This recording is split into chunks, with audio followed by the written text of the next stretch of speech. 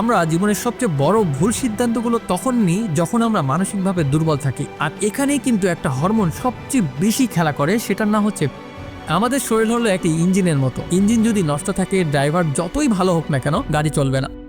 আপনি যেভাবে প্রতিদিন ক্লান্ত হয়ে পড়ছেন, অকারণে রেগে যাচ্ছেন, কোনো কাজ ঠিকঠাক মতো করতে পারছেন না, শরীরটা যেন ভিতর থেকে ভেঙে পড়ছে, বিশ্বাস করুন এটা আপনার অলসতা নাই, এটা আপনার শরীরের মধ্যে হরমোনের এক বিদ্রোহ চলছে। আপনি হয়তো জানেন না, আমাদের শরীরের মধ্যে এমন কিছু রাসায়নিক শক্তি কাজ করছে যেগুলো ঠিক থাকলে আপনি শান্ত, শক্তিশালী এবং আত্মবিশ্বাসী থাকতে পারবেন। আর এগুলো এলোমেলো হলেই আপনি ধীরে ধীরে নিজের শরীরটা হারাতে শুরু করবেন।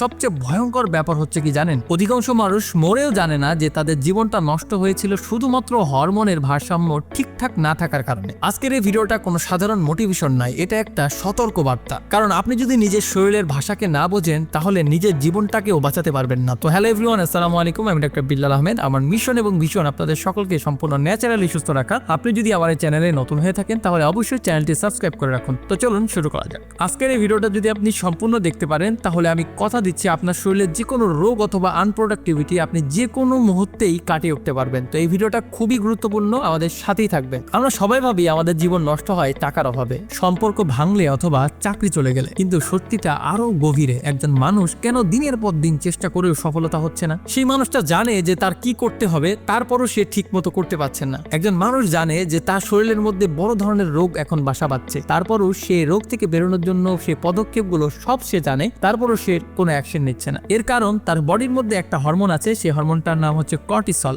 সহজ করে বলি, আমাদের শরীর হলো একটি ইঞ্জিনের মতো। ইঞ্জিন যদি নষ্ট থাকে, ড্রাইভার যতই ভালো হোক না কেন, গাড়ি চলবে না। আপনি যখন সকালে ঘুম থেকে উঠেই ক্লান্তি একটা অনুভব থাকে, সেটা শুধু ঘুমের অভাবই না। যখন কোনো কারণ ছাড়াই ভয় পান অথবা সিদ্ধান্ত নিতে পারছেন না, তখন বুঝবেন আপনার হরমোন আপনাকে নিয়ন্ত্রণ করছে। আর শরীর যখন নিয়ন্ত্রণে নেই, তখন যুক্তি কোনো কাজ করে না। তাই এই হরমোন যদি আপনি ঠিক রাখতে পারেন, তাহলে আপনি যে কোনো প্রবলেম থেকে খুব দ্রুত বেরিয়ে আসতে পারবেন। আমার ক্লিনিক্যাল অভিজ্ঞতায় আমি এমন অনেক রোগী দেখেছি যারা চেম্বারে এসে কান্নায় ভেঙে পড়েছিল। তারা বলে, ডাক্তার সাহেব, আমি জানি কি করা উচিত, কিন্তু আমি কিছুতেই সেটা করতে পারছি না। আমি জানি যে আমার চিনি খাওয়া উচিত না, আমি প্রতিদিন আমি চিনি খাচ্ছি। আমি জানি আমার তাড়াতাড়ি ঘুমানো উচিত, তারপরও রাতের পর রাত দেখে পর্নোগ্রাফি দেখছে। এই পেশেন্টগুলো ভাবে যে তারা মানসিকভাবে দুর্বল অথবা পাগল হয়ে যাচ্ছে, কিন্তু পরীক্ষা করে দেখি সমস্যা তাদের মনে নয়, সমস্যা তাদের শরীরের মধ্যে। আমি দায়িত্ব নিয়ে বলছি, এই অবস্থায় সঠিক মেডিসিন এবং চিকিৎসা জাদুকরের মতো কাজ করে। যখন আমরা তাদের হরমোনাল ব্যালেন্স ঠিক করার চিকিৎসা দিই, মাত্র কয়েক সপ্তাহের মধ্যে সেই মানুষের মধ্যে একটা পুরো পরিবর্তন চলে আসে। আমরা পেয়েছি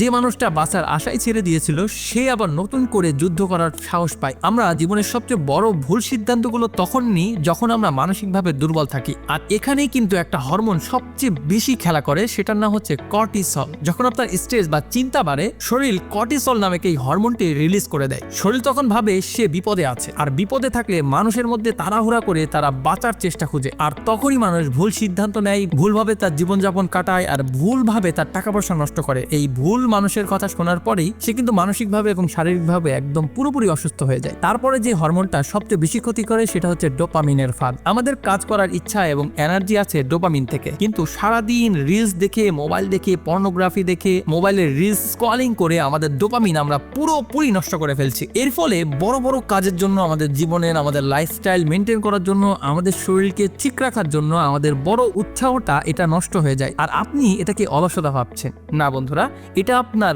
ব্রেন সিস্টেমের একটা ক্ষতি হয়ে যাওয়ার কারণেই এই সমস্যাটা হচ্ছে। এর পাশাপাশি আরো বেশি ক্ষতি করছে আজকের সমাজ। তারা আমাদের শেখাচ্ছে আরো কাজ করো, আরো দৌড়াও, কিন্তু কেউ বলে না এবার একটু থামো, তোমার শরীর আর পারছে না। মনে রাখবেন, শরীর ঠিক না থাকলে মন আপনাকে অবশ্যই ধোঁকা দেবে। আর এই মন আপনাকে বলছে কাল করব। আপনি প্রতিদিন ভাবছেন যে কাল থেকে জিমে যাব, আপনি প্রতিদিন ভাবছেন কাল থেকে একটু এক্সারসাইজ করব, শরীরটাকে ঠিক রাখবো। আপনি প্রতিদিন ভাবছেন আপনার পেটটা অনেক উঁচু হয়ে গেছে, আমার পেটটাকে ঠিকঠাক রাখবো। আপনি প্রতিদিন ভাবছেন যে আপনার গ্যাস্ট্রিকের সমস্যা, আপনি তারপরও দোকানে গিয়ে ভাজাপোড়া খাচ্ছেন, বাইরের ফাস্টফুড খাচ্ছেন, আর প্রচুর পরিমাণে জাঙ্ক ফুড খেয়ে আপনি আবার অসুস্থ হয়ে পড়ছেন। আর এই মন আপনার বন্ধু নয়, এই মন আপনার হরমোনের গোলাম। তাহলে এখন কথা হচ্ছে, ডাক্তার সাহেবের উপায় কি? এখান থেকে বেরোবো কিভাবে? ছোট ছোট পরিবর্তন আপনাকে করতে হবে। নাম্বার 1, প্রতিদিন সূর্যের আলো নিন। প্রতিদিন সকালে অন্তত 10 মিনিট সূর্যের আলো গায়ে লাগান। আপনার শরীর বুঝুক যে এখন দিন শুরু হয়েছে। দ্বিতীয় নম্বর স্টেপ হচ্ছে খাবার। চিনি আর প্রসেস খাবার কমিয়ে ফেলুন, একেবারেই খাবেন না। এটা আপনার ইনসুলিন নষ্ট করে আপনার ব্রেনকে অলস করে দিচ্ছে। তৃতীয় নম্বর হচ্ছে ঘুম। রাত জাগা, মোবাইল দেখা একেবারে বন্ধ করুন। এই রিলস ঘাটাঘাটি থেকে একেবারেই আপনি বিরত রাখুন। আপনার মোবাইলকে সারাদিন চালান, কিন্তু ঘুমানোর ঠিক 2 ঘন্টা আগে আপনার মোবাইল আর চালাবেন না। বন্ধুরা, শেষ করার আগে একটা কথা বলি, আপনি যদি ঋণের চাপে থাকেন বা জীবনের কোনো বড় সমস্যায় আটকে থাকেন অথবা শরীরের কোনো বড় রোগ নিয়ে খুব দুশ্চিন্তার মধ্যে থাকে, তবে সবার আগে নিজের শরীরটাকে শান্ত করুন। অস্থির একটা টেনশন নিয়ে কোনো সিদ্ধান্ত নেবেন না, এটা কিন্তু অবশ্যই ভুল হবে। আপনার শরীর যদি ভালো থাকে তাহলে আপনি নিজেই বুঝবেন যে কোন রাস্তাটা সঠিক। আপনি একা নন, আপনার সমস্যাটা সমাধানযোগ্য। তাই আজ থেকে শরীরের যত্ন নিন, দেখবেন জীবন আপনাকে 2 হাত ভরে দিবে। যদি মনে হয় এই কথাগুলো আপনার বা আপনার পরিচিত কারোর উপকারে আসছে, তবে এই ভিডিওটা শেয়ার করুন এবং আপনার জীবনে আপনি কোন সমস্যাটা নিয়ে ভুগছেন এবং কোন রোগটা নিয়ে সমস্যার মধ্যে আছেন অবশ্যই কিন্তু কমেন্টস করে জানান। আমি প্রতিটা কমেন্টসের রিপ্লাই আমি নিজ দায়িত্বে দিই। তো আশা করছি বন্ধুরা সম্পূর্ণ বিষয়টি ভালোভাবে বোঝাতে পেরেছি। তো আজকের মতো এখানেই বিদায় নিচ্ছি, দেখা হবে অন্য কোনো এক ভিডিওতে। ততদিন পর্যন্ত ভালো থাকবেন, সুস্থ থাকবেন, আল্লাহ হাফেজ।